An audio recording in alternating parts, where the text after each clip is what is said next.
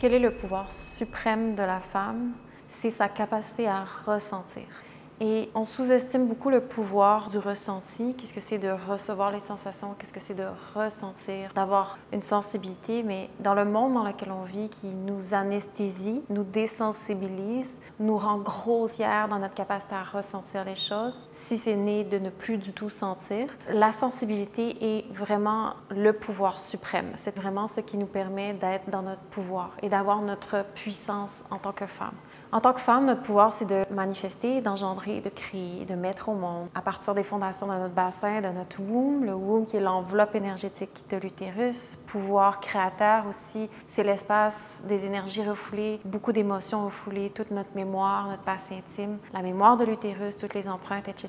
Tout ça, ça se trouve dans l'univers de l'inconscient qui se trouve dans les tensions de notre corps et donc dans l'utérus, notre bassin, etc. Or, ce pouvoir-là d'apprendre à manifester, engendrer, créer, essentiellement, c'est quelque chose que la femme doit apprendre à d'abord découvrir qui elle est, son désir fondamental, au plus profond de qui elle est, pour savoir qu'est-ce qu'on a à manifester, pour savoir c'est quoi notre désir profond, qu'est-ce qui nous appelle au plus profond de qui nous sommes en tant que femme, pour savoir qu'est-ce qu'on veut voir et mettre au monde. À travers un enfant, dans un projet, etc., ça peut être au-delà de l'enfant biologique. Le processus créatif, c'est très large. Si une femme n'est pas dotée d'une sensibilité profonde, elle ne sait pas ce qu'elle cherche à manifester. Elle ne sait pas comment s'orienter vers des partenaires qui l'aident à manifester. Elle ne sait pas comment s'entourer d'un environnement avec qui elle peut avoir des contrats, des partenariats, une synergie pour mener à bien qu'est-ce qu'elle cherche à manifester. Une femme peut se mettre dans des positions qui n'est pas du tout à son avantage. Une femme qui n'est pas capable de ressentir de l'intérieur ses besoins, c'est une femme qui ne saura pas non plus répondre à ses besoins. Et souvent, la souffrance la plus profonde de la femme, c'est qu'il y a énormément de besoins qui vivent à l'intérieur de nous, beaucoup de besoins viscéraux et plus superficiels. Et tout ça, ça pousse, ça appelle des besoins qui sont là, qui sont légitimes, mais on ne les comprend pas. Et non seulement on ne les comprend pas, mais on ne sait pas comment répondre à ces besoins-là qu'on ne comprend pas. Donc la femme vit souvent très fâchée ou avec beaucoup de colère ou de douleur à l'intérieur de soi, beaucoup de peine, de découragement, d'insatisfaction, parce que tout ça vit mêlé à l'intérieur d'elle. Et on ne sait pas comment répondre à cette réalité-là. Or, quand on apprend à revenir dans le corps, ce qui est le pouvoir suprême, où est-ce qu'on peut découvrir et renouer à cette sensibilité-là, c'est là qu'on apprend à développer la qualité de toucher aux sensations à l'intérieur de soi, ressentir dans nos corps le véritable chemin de ce que c'est de se laisser toucher par les sensations, qu'est-ce que c'est d'accueillir les sensations dans le corps, qu'est-ce que c'est d'écouter la présence de notre attention, de notre conscience dans le corps à travers les sensations. Qu'est-ce que le langage du corps m'amène à découvrir, à ressentir. Donc, apprendre à renouer avec notre ressenti, c'est un chemin. C'est quelque chose qu'on a perdu en tant que femme. Pourtant, notre intuition, notre instinct, tout ça, c'est les fondations d'un pouvoir féminin, d'aptitude féminine qu'on a perdu, qu'on s'est banalisé. Donc, tout cet univers-là de réceptivité, d'accueil, de non-jugement, d'amour inconditionnel, capacité de toucher dans notre force primale d'énergie féminine ou de subtilité, de douceur, etc. Tout le spectrum de l'énergie féminine, par quoi il passe, ça demande une capacité de ressentir aussi tout ça à l'intérieur de soi, de savoir comment y répondre, savoir comment recevoir, savoir recevoir l'information et donner la réponse appropriée. Mais quand notre corps, il est constamment anesthésié par toute l'expérience grossière du monde dans lequel on vit, cette sensibilité-là est quelque chose qui s'est effrité et qui s'est perdu à travers le temps. Donc, une femme qui veut revenir dans son pouvoir, une femme qui veut toucher aux fondations de son réel pouvoir, sa nature profonde, son pouvoir véritable. Je ne parle pas le pouvoir par-dessus les autres, mais ce pouvoir-là qui est vraiment initié de la capacité à créer, engendrer, à mettre au monde, à servir la vie, etc., ça demande une sensibilité, ça demande de renouer à son corps sensible, ça demande de vraiment renouer à la capacité à sentir et à percevoir à l'intérieur de soi et autour de soi. Et c'est littéralement la force de la femme. Et c'est quelque chose que la femme, elle a perdu et comprend plus ce qu'elle ressent. Donc le système nerveux, il est déficient, il ne sait plus comment traiter l'information.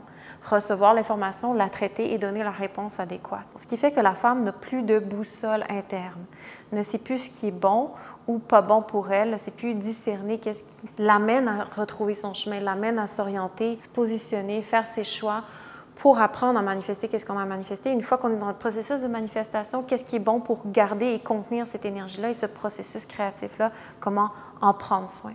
Donc, la femme qui est déconnectée de son énergie féminine ou de sa sensibilité ou de sa capacité à ressentir autant concrètement ce qui se passe que dans le subtil et l'invisible, c'est une femme qui est dépourvue de son pouvoir. C'est une femme qui a besoin énormément de dépendance aux autres, qui va chercher la réponse à l'extérieur, dans les autorités externes, qui va toujours constamment demander aux autres.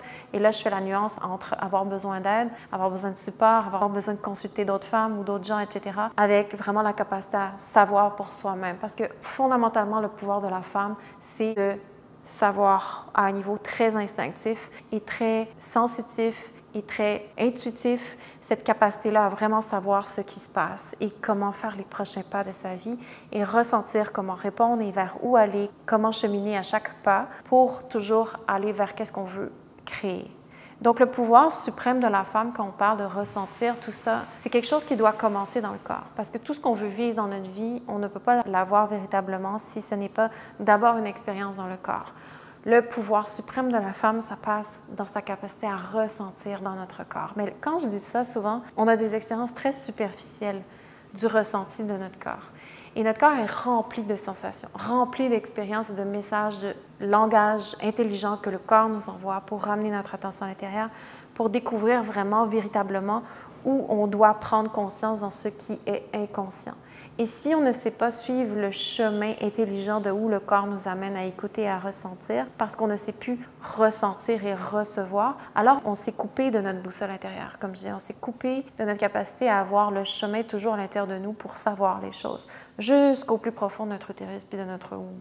Donc, une femme qui veut toucher son pouvoir profond, qui veut réclamer son essence, elle doit forcément passer par le chemin de retrouver son corps sensible. Et pourquoi c'est si difficile pour les femmes de retrouver sa sensibilité, retrouver la capacité à connecter à son corps sensible? C'est que quand on commence à ressentir les choses à l'intérieur, on commence à rentrer dans l'univers de la réalité. Parce que le corps, il est la maison de ce qui est, de la réalité. Et quand on descend dans la réalité de notre corps, on rentre dans l'univers de tout notre karma, de toutes nos dettes karmiques, et à la fois de toutes nos beautés, notre potentiel et tout ce qui aspire. Tout ça, en final, quand on comprend le sens de la vie, ça ne fait qu'une seule chose. Mais on doit passer par ces couches-là d'inconfort ou de dettes karmiques ou le poids de notre vie passée, d'où on vient et tout ça. Et souvent, personne ne veut aller là. Personne ne veut ressentir. Personne ne veut savoir ressentir ce poids-là karmique ou veut ressentir le karma de notre existence et comment on doit actualiser notre karma. C'est souvent une raison très précise que la femme ne veut pas ressentir ou devient très masculine. C'est pour toucher constamment un espace de protection et de contrôle où on ne prend pas responsabilité. Parce que du moment où on se met à sentir dans le corps, qu'est-ce qui se passe? Que ce soit une pulsion, une aspiration, quelque chose qui nous appelle, ou que ce soit toute la douleur qu'on peut sentir dans toutes les tensions de notre corps, ou si on vit des débalancements quand même importants dans notre corps, ou, etc., tout ça, on ne veut pas le ressentir parce que du moment où on se met à ressentir ça, que ce soit agréable ou désagréable, on doit prendre responsabilité pour ce qu'on ressent. Parce qu'à partir du moment où on ressent quelque chose, on doit prendre soin de ce qu'on ressent. On ne peut plus ignorer ce qu'on a ressenti, à moins qu'on fasse le choix conscient de ne pas vouloir prendre responsabilité. Mais du moment où on dit « Attends, je veux retrouver ma sensibilité parce que je veux retrouver mon pouvoir », alors que quand je me mets consciemment à ressentir ce qui se trouve dans les niveaux plus profonds, ce que la pratique Origin Yoga, toujours, elle amène à nous guider, c'est comment consciemment prendre responsabilité pour ce qui se passe dans notre corps et tout ce qui est emmagasiné. Alors forcément, tôt ou tard, à un moment donné, ce choix-là se remet tout le temps. Devant chaque ressenti, devant chaque sensation, c'est quoi mon choix? Qu'est-ce que je fais avec ce que je ressens? Si je me mets à ressentir que j'ai de la colère, il faut que je prenne responsabilité pour cette colère-là. Et pourquoi cette colère, elle est là? Si je me mets à ressentir que je suis envahie par une certaine chose, alors qu'est-ce que je vais faire avec toute cette chose qui m'envahit à l'intérieur? Si je me mets à sentir qu'il y a vraiment des compromis que je fais dans ma vie qui ne font plus aucun sens avec l'intégrité de qui je suis, qu'est-ce que je vais faire avec cette réalité-là que maintenant je me mets à sentir avec beaucoup plus de précision? Donc, chaque fois qu'on sent quelque chose dans notre corps, il y a des couches plus superficielles, mais tôt ou tard, qu'on finit par descendre dans notre corps, on se met à ressentir la réalité des choses. Et là, tout le temps, il y a le choix. Et ce choix-là de ressentir, c'est un choix de responsabilité et ça nous amène forcément toujours plus proche de nous-mêmes. Ça nous rapproche de notre pouvoir. Ressentir, c'est un voyage de courage, un voyage d'amour, un voyage d'ouverture dans le chemin très profond de la blessure aussi de notre féminité jusqu'à la lésion primaire. Ça nous amène à ressentir la réelle histoire de notre humanité en tant que femme. Ça nous amène à ressentir que la vie aussi, dans le monde dans lequel on vit, c'est un monde à l'envers. Ça nous amène à ressentir beaucoup de choses que si on ose ressentir, c'est pratiquement une menace pour notre vie ou notre environnement ou un statu quo peut-être dans lequel on est pour fonctionner dans différentes sphères de vie. Et parfois, ressentir, c'est pratiquement une menace à certaines choses qui sont établies dans notre vie. Donc, ressentir nous amène à nous rapprocher de la vérité de notre expérience humaine pour avoir un nouveau regard, pour voir autour de nous et à l'intérieur de nous ce qui est vrai. Donc, le pouvoir suprême de la femme, qui est une créatrice et qui est une manifestatrice, qui est un pouvoir énorme d'être une femme et une responsabilité énorme parce qu'on engendre le monde dans lequel on vit. Une femme qui commence à ressentir la vérité, c'est une femme extrêmement puissante. Surtout si ressentir nous a amené de plus en plus à intégrer nos tensions, à intégrer notre passé intime, à intégrer et digérer toute notre vie passée, tout qui on est. Alors, ce ressenti-là gagne toujours et toujours et toujours et toujours plus en puissance, en savoir, en connaissance vivante. Et de ce monde, c'est de ça qu'on a besoin. Des femmes puissantes qui sont capables de ressentir à la fois la vérité de leur cœur, la vérité de leur voix, la vérité de leur corps, la vérité de ce qui a besoin d'être dit, de cet espace de ressenti profond qui peut s'approfondir couche par couche dans un chemin de retour à soi et de connexion à soi et d'amour propre.